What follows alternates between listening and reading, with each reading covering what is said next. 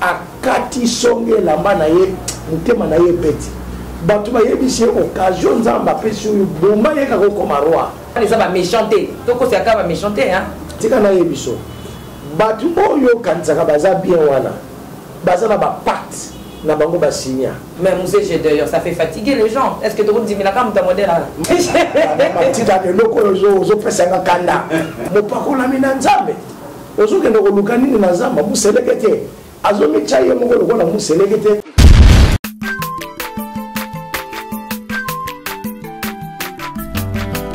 Mwana moto te po akosangai abongwani pete po awangana nzambe ya le Nazarien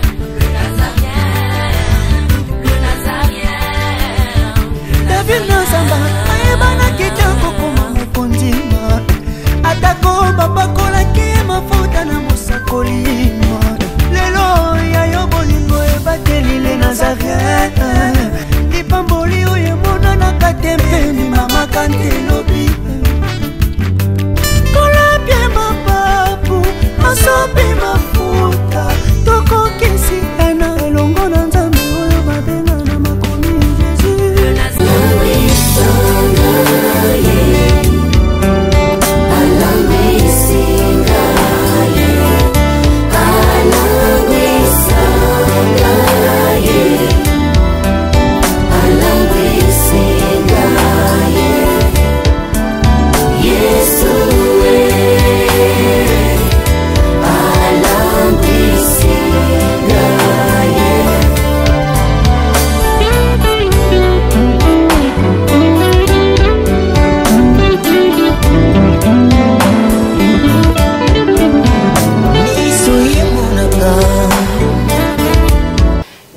nous vous disons bienvenue sur le 3wlenazarientv.com. C'est toujours moi, la vôtre, la âme de servante de Dieu, la princesse de l'Éternel, la présidente du Parlement céleste, députée dans cette émission Table Sainte. Une émission pour vous, pour nous, pour tous les chrétiens qui sont partout dans le monde entier. Croyez-moi que nous sommes là pour vous servir, car si nous vous servons l'Éternel des armées, le roi de gloire, le prince de paix, Adonai, El Shaddai. Voilà pourquoi je vous dis déjà shalom. Shalom, que la paix du Seigneur soit partout là où vous êtes, dans vos chambres, dans vos salons et partout où vous êtes. Je mérite tout d'abord rentrer à la régie parce qu'aujourd'hui je reçois pour vous un homme de Dieu très charismatique. C'est un homme qui parle pas mal de la part du Seigneur. Je mérite rentrer à la régie, prendre l'élément si possible. Nous allons prier et on se retrouve tout juste après pour présenter mon invité spécial du jour autour de ces thèmes. Pourquoi les élites sont-ils tombés? Pourquoi les élites sont-ils tombés? Nous allons discuter autour de la parole de Dieu. L'homme de Dieu va nous éclaircir par rapport à cela, par rapport à ces thèmes, mais avec, nous allons jeter notre regard par la parole de Dieu, dans la Bible, dans la parole de Dieu. Mais je rentre d'abord à la régie prendre cet élément et on se retrouve tout juste après. Merci.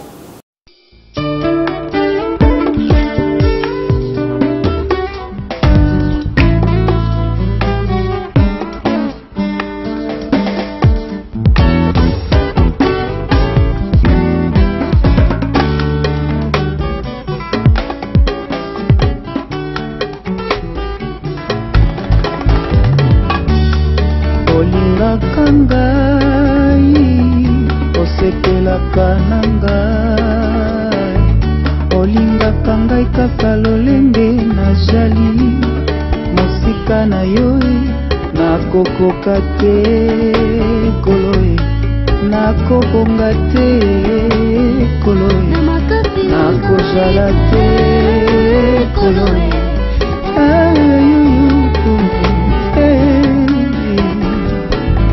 yawe olinga kangai hakuna mbaya Mungu iko bien. Mapendo yangu na batuto ya France iko na panda mabe ya nzambe za wapi soki ala musiso na santé kitoko boye soki apesi biso oyo mitema na biso bandaki koluka soki azobongisela biso royaume pour que tokende mabe na ye ezalité. Je disais au début de l'émission que je suis avec un homme de Dieu, il s'appelle Mouzé Gédéon Lumana. Celui-là c'est un pasteur berger de l'église Christ Roi. Sans plus tarder, je regarde un peu mon invité spécial du jour à qui je dis bonjour pasteur. Et bonjour ma soeur. Bonne santé papa. Oui, santé madame Mingi. Oui, les lots, les Nazaréens, sous après des années et des années. Et c'est mon mingi kozonga na les Nazaréens. Na biki tango nous sur les gars na émission où Ezarali pamboli monene pour la peuple nanza. Gloire à Jésus. Na sepeli mingi na invitation na bino lelo surtout pour na thème qui toko o bopesi pour na nini ba eli ba pour na minanzambe bazokende na bokwe. Thème ezaki toko pasteur. Na miliambo fort. Pour nazana makambo goloba. Merci beaucoup. Na pesi pote va déconner sur bazana plateau entre autres le pasteur Richard Régnier que c'est. Mais pasteur Mzee Général Bitepsona nous comment ça a été en Angola parce que toya ki to adongo lukoza ki to zaki na Angola. Maman na uti ko lekisa 1 mois na Angola. Ngai na Angola na wanda ko loba boy. Tango Angola zaki na dollar rebele na sambela ki nzambe sali sangana ke na Angola te. Osoki na komi na Angola. Batu bakomona lokola na yego luka dollar bakoyi bate valeur ye lokona memeli bango. OK. Mais lokola na mona ki ka Angola dollar rebandi obunga crise koti na binzambe tangu malamu yango ngana kende pona pesa bango liloba nzambe. Na komi na Angola eloko monene na salaki mama oyebi domaine na nga malamu conférence salaki boso na bana sali des conférences dans école biblique moko spéciale. Na bana na conférence ali boso auto les gars na tina boso na o le leadership de David. Ndenge David atambisa musala na ye. Ndenge David a influença ba vie ya batu likolo ya onction o ezalaki likolo bo moni na ye. Donc on a eu na liboso na conférence ali boso que David a salelaki pour akoma roi, il a fallu y écola. Yango, à la vraie leader, il faut nous les canasser à leadership ya mutu mususu pour na boye ba ndenge ni tambola. Alors David mon continent ezaki Saoul les a place à écola leadership na a écola ndenge ni royauté et tambolaka mais à ça na mon continent ko alinga bomaye. Ozomona mama penza do mutu azo servir yo milimu mabezo na kati na yo. Ya zo yamba nzemo mutu wana petit flèche pour bomayo. Ayebi que mon conjoint alinga bomanga mais akima de akuzala a continuer à kosalela kaka mon conjoint alinga bomaye parce que azali kolukande a ezwa eloko oyo eza na kati ya mon conjoint eloko ami balé mon conjoint azalaki na milimu mabe mais David akima yete soki milimu elati mon compte David abando yemba banzembo abando yembela nzambe milimu okende soki milimu eke ba continuer kosalela nzambe mais lelo bato ebele bazokima ba pasteur bakambi na bango o azana milimu mabe soki ozomona mokonzi na yo to mokambino azana milimu mabe eza question kokima yete yo yemba kaka nzembo salela don o eza na kati na yo milimu wana kosala nini ekokende après boko continuer nzela David ya misato abunda pona mutu oyo alingaka boma ye tangu Saul alinga boma David akima mais côté akima yo ke mboka keila ba yendeni ba yo bezwango Saul azana makasa ko bunda te mais David na basoda na ye bakota ba beta batu ba récupérer mboka wana mais azobundira nani azobundula ennemi na ye azube mboka et puis David wana atikala atamu kolombo kote koluka koboma Saul azwa 3000 personnes balanda ye na bazamba David azwa occasion balami bala koboma ye ya liboso ye libumo sali ye passe na libulu akota ke poke no bimisa biloko na libomo David abomba na na kwa na basoda na ye akati songe lamba na ye mutema na ye beti batu ba yebisi occasion nzamba pesi yo bomba ye ka ko marwa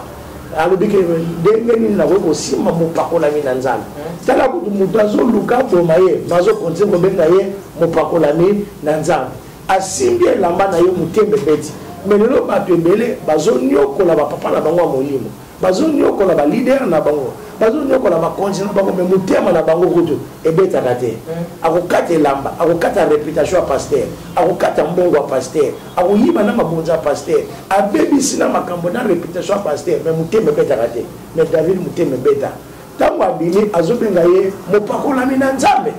ozokende koluka nini na zamba museleke te azomi chaye moko lokola museleke te mazobenga mutu azoluka boma ye mopakolami na nzambe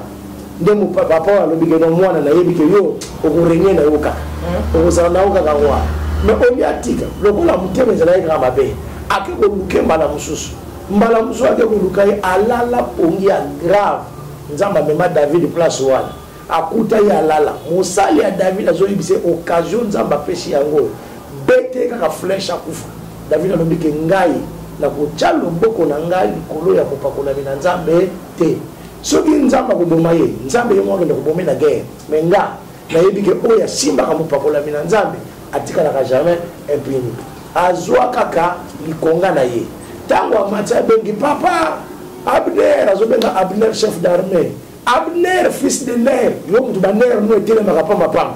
mozalaki wapi bato baye mpo baboma mokonzi omérite liwa mpo oprotégeaki maître na yo te donc mutu nyonso oyo aprotégeaka maître na ye te mokonzi na ye na mosala te même na compagne wani nazaréen na kati église na kati ya mboka mutu nyonso aprotégeaka mokonzi te amérite liwa yoka ye azolamuka na poni nani wana mutya makelele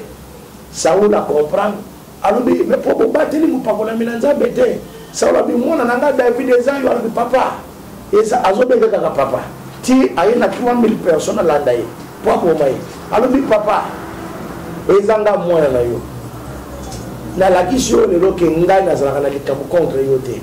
mais yo ozotambola na bato ozolobuka moseleke te na zamba kama mwana moke likambo nini nga na yo soki na ngai naboma yo nayaki mpe azolalaki wapi epe na yo epeno yango na maboko na nga biloko totinda bato baya kozwanga alobi mwana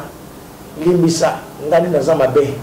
nayebi ke yo okorenie mais ntango okoma mokonzi batela bana na nga. Merci beaucoup, c'était un peu résumé ya makambo esalamaki na Angola. En tout cas Angola bopambolamaki to leki na pourquoi les élites sont-ils tombés par Mosé Général Lumana lelo bato nyonso tu bazolela komona mutu mwa bandaki bia na nzambe lobi okomona pasteur abandaki lobi okomona musicien moko abimaki lobi nango tokomoyoka ba écho. Pourquoi les élites sont-ils tombés to bandana nous Eli azali nani? Eli aza moponami na nzambe donc aza mutu oyo nzambe aponi bato oyo nzambe apona abenga bango. Amen, amen. Donc omoni na famille na biso na bafamille na biso nyonso tosambelaka te touti na bafamille moko kokuta bato nyonso baza bapagano mais yo nde nzambe apona nzambe abenga nzambe asolicita kokota ozomona ndenge tobima na mabota na libota na yo mama Tiffany la princesse de l'éternel bato nyonso basalelaka nzambe te okuta mosusu baza bacommerçant mosusu bacoiffeur mosusu baza badanseur mosusu nyonso mais yo na kati ya service ya nzambe na famille na nga nde naza Eli nzambe apona nga nde nazo kosalela ye baba misusu baza na bango na badasa mokili baza na bango na monde salaire bi rien makambo losamba donc mutu nyonso oyo aye epai ya Yesu ayambi lokola mokonzi mobikisi to nzambe asali déjà pour que bateya ye aye epai ya Yesu aza déjà mutu nzambe aponi po abikisa ye. Est-ce que pasteur Mosé Général tokokoloba ke mutu mo pa aza moponami o nzambe atia elembo na ye mais azaka na église te asambelaka na ye pete mais nzambe atia elembo na ata nde tomona ngo anga nasalaka kindoki melelo na bongwami c'est ka pona manga na nzambe mayaka na église est-ce que kosalama ke mopagano naza Eli mopagano mutu aza lelo mopagano tokoyeba ye aza Eli azalaka nani est-ce que mutu moko nano basali élection te azaka na kati ya cité azaka na kati ya peuple bozobenga ye ke Eli ye wana président non Eli aza déjà mutu nzambe abongisa na makanisi na ye tozo confirmer ki Eli na ye mokolo aza Eli jean mokolo nde akoti na masolo yango ate elembo eza tobenge na melite papa na mboka oyo papa na biso Kabila si azalaka na ye wana tozaka benge chef d'état major mais na ndenge nzambe azalaki déjà Eli kaka ozala président de la république babengaka ye président de la république si ozalaka kobenga kaka chef d'état major soda ti mokolo oyo emonani ke ifo avanda na kiti nde toyebi ke donc type oyo professeur Simon Mbangu oyo elobaki ke après mokonzi moko oyo akowumela moko ya mokolo akoya akowumela te oyo moko ya mwana mokako ya elobi Eli ya nzambe yango ese aponaka ye déjà mais azalaki na kati ya bato moto akoya mpe koyeba te Eli yango eza ye mais toye kocomprendre ke Eli na ye ntango aye kovanda na kiti toconfirme ke eza ndenge siko ntango tobengi ye Eli afandi na kiti par après bato mosusu babeti maboko Saoul atiwe soki 10 000 David atué 10 000 bon bazokoya point pourquoi les élites sont-ils tombés et Mosé Gédéon mama likambo na kotinda bato nyonso bayeba mpona nini bayenge pene bapona nini bazokwea batanga kaka na mikanda ya Psaume bible nde kokata makambo Psaume chapitre 73 à partir du verset 2 ozomona soko bani na verset 1 azafaza mopona mi nzambe alobi ke nzambe azalaka malamu pona Israël nzambe azalaka malamu pona bato bazalaka mitema pe Petro banani baza mitema Petro bato oyo nzambe azalini akomi apeto li bango na lingoba na ye mais yoka na verset 2 makabozolo tala ngo malamu na verset 2 Psaume 73 verset 2 alobi nzokande makolo na ngai lingaki nango ekute o Eli azana Eli te bokute na mutuka bien climatisé lokola avion tala biso oyo tobengami ba Eli bandako tozolala okuta yo nalalaka na bacondition mabe mais mutu oyo aza Eli te ozomona alalaka na bakata ya ndako climatisé ozomona donc babomengo ya baessence okuta mwa babungu evimba balataka bien bana na mwa batangaka na bekona bien bazalaka na basante kitoko nde ozomona butu azotalaka mais ngai napetolaka motema mais nazali eloko te ye apetolaka motema te aza ndenge wana mais eloko bato babosanaka nde yango oyo ke eloko ezopangwisa bato yango wana me yoka oyo wana baza baelite eloko bozomona bomengo na bango ezo atire bapaye mingi bazokende vers beli bakota bamaison basimba batalisman basimba biloko boye eza parce que bazomona succès ya ba insensé ya bato basambelaka te baméchant akotaka église te baza bien mais tika na ye biso bato oyo okanisaka baza bien wana baza na bapacte na bango basinya yoka témoignage oyo bato yo olulaka nde memaka oyo tala bapayen eli okende kokoye mwasi moko aye kosala échange de monnaie aye kochange mbongo aye na jip ya makasi mais ntango azochange mbongo abosana enveloppe na ye wana azwi mbongo ake changeur de monnaie azalaki mokristo mpe asambelaka quelque part amoni chenete na enveloppe mpe bon nakende nango na ndako eza ya client le mosusu akozonga lobi mais na butu ayoki na ndako mouvement moko boye abimisa mutu na sala kutia enveloppe panzani nguma bimi bandeko nguma soka sali ha asandi maboke ya $100 soka sali ha ya bibale maboke ya $50 ha maboke ya $20 talambo après nguma zongi nguma après nguma pada zongi chenette azongi na kati enveloppe ye na mwasi na ye na tongo balobi tokopanekete totika mbongo oyo evanda awa nga nazwi enveloppe nazonga nango ntango ake na enveloppe azongi nango mokolo enveloppe aye papa nabosanaki eloko na nga moko mais naza sur omoni makambo eloko na nga wana esali na ndako na yo oyo esandi na ndako no kuna eza bomengo na yo yo osinya pacte na yango te ekosali eloko te yolia ngai naye korekipere kaka eloko na nga tala sikoyo bapagano oyo bino bolulaka oyo ezolongola bino bayeli mpo bokoye aza na nguma oyo asanzelaki bonzo ha maboka ya $100 ha maboka ya $50 c'est normal atambola na jipa munene c'est normal atonga ndako ya munene yo ozolula yango me nzoka nde eza biloko ya nini ya pacte oyo ya sinya oyo eza na baconséquence eza na bato mpo avanda na bokonzi wana il faut alala na bana na ya basi il faut adevierge bana na ya basi eza na bato bateka mokongo eza na bapaster lelo bakomi bato agege bakomi kokende kosimba bisimbasimba na oyo bakosimba te mpo na nini aza baposaka église esalaka bercy etondaka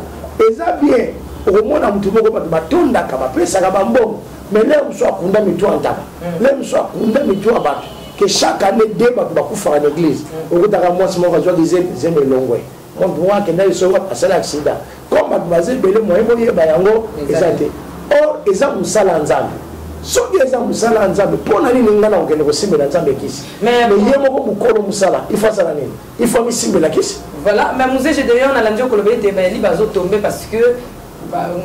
na ngambo mosusu kuna baessentiel bazofra vie ya bien mais bible elobi na biso l'or et l'argent appartient à l'éternel bon muntu biso tondima se kaza pauvre yango lorsque toconsommer bapauvreté nyonso tu oyo atikela biso là tokomona diable aleki nzambe na mbongo nde toke kotouche tozolula siko oyo ya bana mokili exemple princesse de l'éternel tika na kato ata kokata nzambe na biso aza riche aza mokeli ya likolo na se nzambe na biso asalaka eloko nyonso ya malamu na ta na ye eloko ezoboma bayengebene baza patiente balingi vie ya dar tikana betulu bisoba dar soko yo kana note mutu moko akepa nganga salanga kisi dar na bonga dar nganga salele kisi dar akepe azumbongo dar atongi bandaka minene dar asobi mituka minene dar abeni pe liboma dar akoti pe na fulu dar alie biloko asalite dar azui microbe dar akufi dar samona yepe panzani dar eloko zobonga deli na place base la taille en nzambe yoka mwana muke okende kokanga tata ya bato ya munene na otage po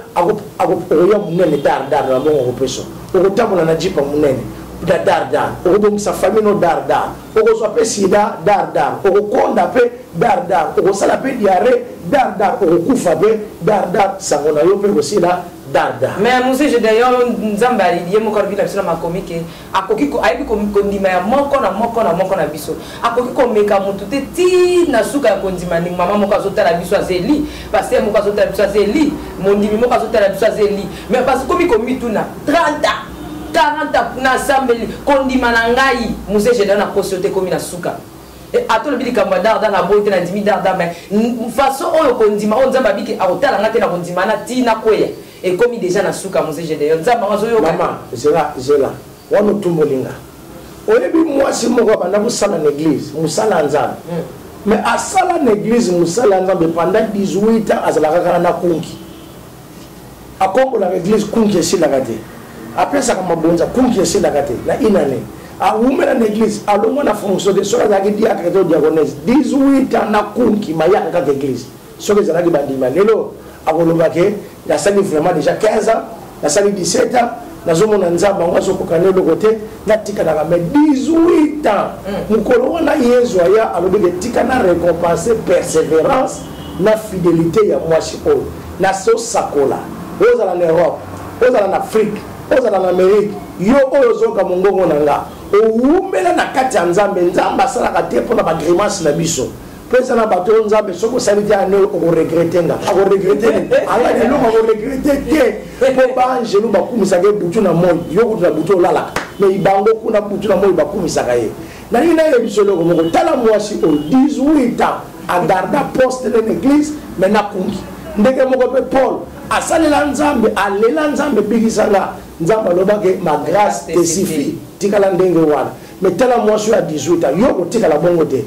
na 18 ans tant Yesu akoti na église akuti mwasi na kungi na ye awumela wana 18 ans maman princesse de l'éternel soki ezalaki bandimi ya lelo nde esalongwa oyo nasali 15 ans na pie badimi na pie bofrane na komboli nasali tolo na se mokongo na se 40 jours 50 me kungi yango etikala mais mukolo wana Jésus alobi nazo récompenser fidélité à mwasi oyo alobi molimo oyo ekangaka mwasi oyo akangama molimo wana esala nini ekende ndenge moko mpe ngai na sakoli na ngambu nyonso oza soko osalela nzambe na solo mais eza na eloko ekanga yo ti sikoyo etikaka yo te ta ya nzambe ekoki mpona lobiko na yo yango émission oyo eye tika ete milimo nyonso oyo egumba yo ekende musika na yo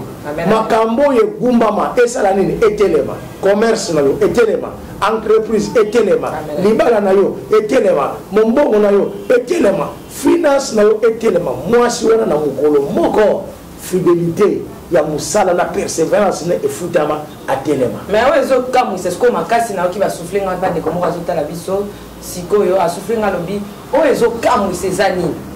ngana zeli na koti na église pasteur pe azeli to kutani na kati na église kotanga na psaume otangi psaume 73 ezozala mingi nde to lobi ba méchant c'est que ba méchant ba sabato ba libanda ba ebi Yesu te tout ça bazo ça mais ngana zwa baptême na yamba Yesu oh pasteur pa yamba Yesu to kutani biso smeli mais biso na biso tozo sala ke toza la glisser par pasteur au moment que anga na tomber na parce que pasteur a poisser anga na tomber na pour na mo na pasteur na fait pendant ça na pe na koma na sala mais yanga ne komisinga boy pour pasteur monsieur Gédéon mana qu'est-ce que koki ko ba par là on les a ba méchanté to ko c'est ka méchanté hein mais maman et ba eli mususu o bazo ko ezani modèle to yaka na église pour la pasteur te yaka na église pour la bandimité tela mwaso ya kunki na ozo yebiso soki abanda koya pour la pasteur ndesa longwa ke église soki abanda koya pour la bandimi nda longwa ke église abanda ko ya pona nzambe tanto sangana ka to yaka to il faut misu na biso etala Jésus oyo aza consommateur ya foi na biso to soko bandi ko tela pasteur bado tela po ya salaki mondimo ya sa aza mutu aza nzambe te aza mutu ata kubenga biso o homme de Dieu avant cha Dieu obanda na nini na homme de homme donc mutu aza na mutu akope ko sala buzoba na ye yo ya ko peso sala ke ba eliba sala tombe hein mais frère moko bo escroquer ngambongo okomona pe ah mi ya zeli ngape na eli mais ya sali ngabo ngape na zungu sa revanche sali ke ngana tombe omoke mo mais souvent tango yo tombe yo no ke na li felo parce que modèle na yo eza Jésus eza frère wana te référence na biso nyonso argument na biso nyonso eza na Jésus amekama bambongo pe ya abeta kokara azala na basi abeta kara tout ça là mais soki yo manotala nga pasteur nga naza mutu ozomona Paul abandaki kosambela même alobi ke nasambelaka mpo ngai moko mpe na bunga te na nsima ya kobikisa bato ebele donc ata toza beli biso na biso yeba ke eza na bato mpe baza tante diable mpe azoluka tire balobi ke na mikolo suka pasi ekozala makasi baelie ebele bakosala nini bakokweya bolingo ya bato ebele ekokita donc babuzoba nyonso wana ekozala nao na kati ya bana nzambe et bien que toléré yango te topesi bino mpe licence te mais yango nde ekozala te raison mpo na nga nakoya nakoyebisa bino eloko moko papa na ngai ya molimo apôtre Tambuliko ayebisaki nga boye atala nga na miso pendant 5 minutes après ayebisi nga Gédéon Bible elobi imiter la foi de ce qui vous ont enseigné mais po imiter bapétise na bango te donc naza koyebi biso okozala na église oyo pasteur osala bêtise okozala na milieu oyo bafrère baosala bêtise yo imiter foi na bango imiter makambo na bango ya malamu mais bêtise na bango oimiter te voilà c'est là où il y a les problèmes. Merci, c'est là où il y a des problèmes. Mais Mouzé Gédéon, lobi ke zo sala pe ba élu. Lorsque bazo mona be li mususu bazo tomber bazo tiela bango attitude moko boye. O bazo talela bango na balisi mo ya kobanga ekomi yani. Mutu o atikali na nzela. Parce que la Bible nous dit que nous courons pour être couronnés. Tant mon sous ça koi. Biso to koite. Total la ndengeni to peto lobela eni. To finga ye to sala eni na nini. Mutu akisi Yesu soni Mouzé Gédéon a trahir Yesu to sala na eni. Bible ezoyebisa biso boye yo oyo oza debu oza ya kotelema komitya lolendo te mpo oza ya kotelema mpo lobi mpe mpo kokosala okokokwei bandeko na biso oyo bakwei Bible ezorekomande biso tobwaka bango te me tosala nini toleka na ntina kolendisa bango toza na devoir ya koseka bango te ya kotyola bango te mais toza na devoir ya koluka kolendisa bango mpe kotelemisa bango mpona kozongisa bango na nzela si ça serait possible. Voilà. Donc mais Mouzé Gédéon comme rappelé dangereux hein tant un il y a comme ka kokweya omona ye na bongo motema bomone na kosalela nzambe to yoka na bamboko na kosalela nzambe na zaki na ngana nzela te na koya ki yambalo ngayo na telemi okoka so après des jours te ngana bongo na ngana te na zaki kaka ndeko bomona kinga to ka biso na lobaki na zaki kaka ni te satana meka kinga susu na koyi mais yambalo ndenga na telemi mais Mouzé Gédéon ça fait fatiguer les gens est-ce que tu dis mina comme ta modèle maman oyebi eloko zo sala bango bongo bazo tala te patience nzambe. Dieu est tellement patient. Atikelaka mutu temps pour mutu azo occasion ya kobongo na mutema pour akeneli felote. Ba verset ya Bible kaka na biso ba pasteur to mo bebisa pe bandi. Oh le juste tombera 7 fois. Yesu akoyimba na liboso achalize oh ezamba na liboso balobaki le juste tombera 7 fois. Donc ngayo na koyika déjà 2 fois. Oh ezaka 4 fois. Là, on a commis la certitude. Nous avons les parents de l'église. Nous avons compris que les Cambo, la maman, la princesse de l'Éternel, le juste tombera 7 fois. 7 fois, nous avons tombé. Yes, à quoi il est dit. Ce qui a bien dit pour nous, oh, c'est la 3e fois. Ce qui a comment, même si vous avez maman, papa, de doubler dans la 7e fois. Donc, comprendre que patience yanzambe ezalaka faiblesse yanzambe te voilà amen amen ezotika nzambe nde temps après sa mutu abongola motema po souci yanzambe eza bato bakota bokonzi ya likolo omoni c'est normal mutu akokoya eza kokola mwana alinga tambola atelemi ndambu nde pa akwei akopa atelemi lisusu atamboli sende pa akwei elingolakisa teke mwana wana akotelemaka lisusu te biango Bible elobi ke quand j'étais enfant eza na temps nazalaki mwana nabandaki koloba lokola mwana na bana ko sala makamuloko la mwana mais yo oyo peut-être na âge spirituel comme na une année na 2 ans na 3 ans je peux comprendre mais tu n'as pas 20 ans tu es mon conseil ngomba na 30 ans na 40 ans oh j'ai 40 ans dans le ministère ozo kene ko koya na tu kama bana ba protocolaire na ba intercesseur ozo kene ko bima na ba buzoba na satana seko na ba nzembo ko nzembo mwana wana chaka mwa suna kama mutema muke yotika na bet tana na âge ki tata soki tata akwei soki mwana muke akwei ba ko comprendre mais soki ozo tata to ko exposer yo to ko seka yo to ko chola yo amen vous êtes matita de loko ozo pesanga kanda ozo juste fa ko ya cette fois ongeza deuxième troisième ya pamba batama pe ya pamba ya mbalo yokeba to ko balobi ke o esala makana nkuku to tika yango mais soki mabele soko mabe public to ko publier pe yango na Facebook na WhatsApp na le Nazaréen. Amen. Donc on quitte l'émission la viso. En tout cas, comprenez que l'émission Ezoya Musée Babazali n'a tendance moko au équilibrer vraiment de tout le côté. Donc ce qu'on a bébé spirituel au salon tokondima. Tokobondela. Mais il y a âge na yo nous allons bien toko supportant on c'était trop c'est trop. Mais vous comment toko ba qui li oyo na âge ne mo tuko ba akwei a tomber mais à lire makambo ya oyo don di masute ke a hotelema o penda ke ya nani a choli penda no ka kei oyo kanda nzambe ne e komo ya ba signe nini o to ko détecter et pas ya li o ya ko ito comprendre que nzamba sa tikiye mama nzamba tika mutu te nzambe abongo na katena badona yi nzambe maboko neza na katango no so polele oyebi lisolo en Luc chapitre 15 mwana kenda na bandumba akoma kolia na biloko bangula dépassa nyonso na mukolo ya papa kaka maboko neza na polele na ina lobela yo atoboma bato hata uzomona ke moyena zonga lisusu te po soko bando fuka ma uzomona ba film ya ba vampire na yo nyonso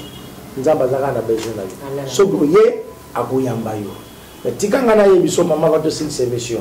la principale puissance 128 balobi boyi esengo na moto oyo abangaka nzambe pe atambolaka na banzela na ye balobi mikolo nyonso misala ya maboko na ye nzambe akopambola yango yo oyo bangaka nzambe kolanda na yo te ndenge baeli wana bazokende kokweyaka continue kobanga nzambe misala maboko na yo nyonso kosala ekopambolama ya mibale okozala moto esengo ya misato okoprospere ya mine mwasi na yo akozalaka mwasi andako te mpona mbeto nakozala mpe mwasi oyo azobota mbongo mbambo ebike basi mpe ndenge babota eloko te aza na kati ya ndako mais motu abangaka nzambe asalaka ye mwasi na ye aproduire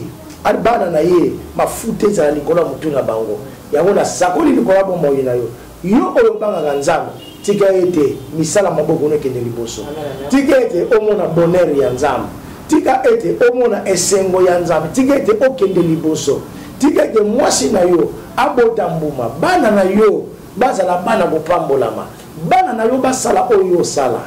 bana na yo basala koleka oyo osala place yo koma te bana na yo bakoma oyo osala te bana na yo basala nini basala bato babangaka nzambe ndenge wana nde nzambe asalaka nini apambolaka bango akopambola yo na Sion akopambola na ville akopambola pe na village akopambola na kwe nyonso même bafecto na kote moko mbongo ezalaka te mokolo yo kokoma kuna lipamboli ya nzambe kopima na kote wana epuis nazosukisa awa balobi ke bato babangaka yawe nzambe bakozala na via esengo pas seulement esengo mais bakomona bana ya bana na bango. Amen. Nous êtes comme une souka pour la tranche. Pourquoi les élus sont-ils tombés? Vraiment. Je bénis le Seigneur. Nous êtes conseillé de me couper ça va élu.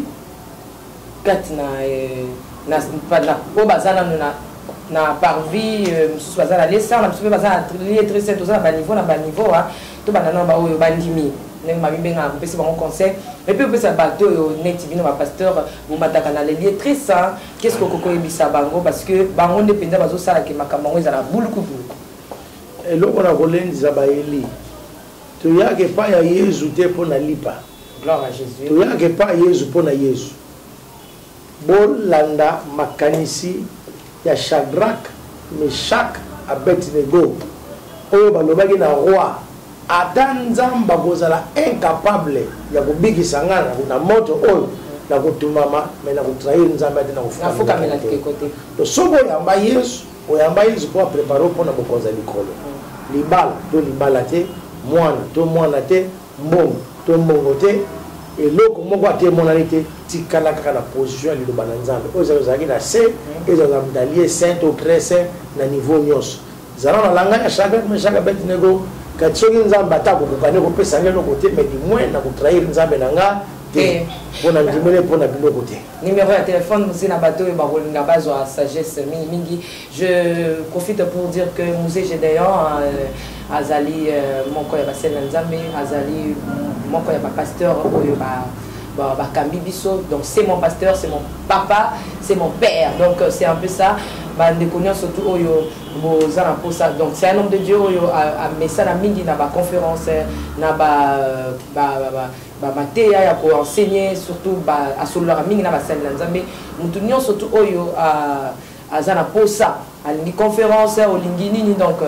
c'est un peu ça. Donc ticket de moi nzamba convaincre bino, mais je me reste que na biso le numéro papa ou le bana le numéro de téléphone pour na invitation et autre chose. Bandeko nyonso oyo baza na posa ya kokota na contact nanga ya kosolola nanga ya koinvite nga naza na nga simple serviteur ya nzambe oyo motema pole. Numéro nanga eza yango eza 00243 81 83 92 22 1. La bande pour la meilleure audition, numéro de téléphone nanga eza 00243 81 83 92 22 1. Merci, c'était là le numéro de Musée Gédéon Mana. Je dis merci à mon pasteur, à mon papa. Tikete nzamba basakoli batoma nzambe na yo apambola biso apambola pe le Nazaréen. Donc comme il a souka pour la mukola lelo, restez toujours branchés sur le nazareentv.com. Quant à moi, je vous aime trop de l'amour du Christ et j'ai dit merci à la plateforme de le Nazaréen TV. Donc tu as mikolo ezakoya parce que toroté les makaka wana. Et le monde a passé banti valeur. Il faut lire moi. Ciao.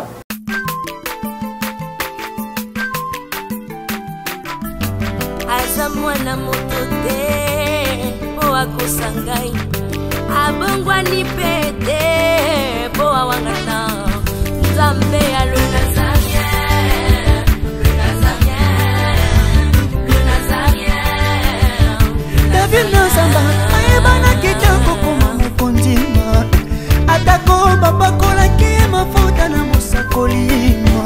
lelo ya yo bolingo ebakeli le Nazarien lipamboli oyo emonanaka te mpeni mama kantelo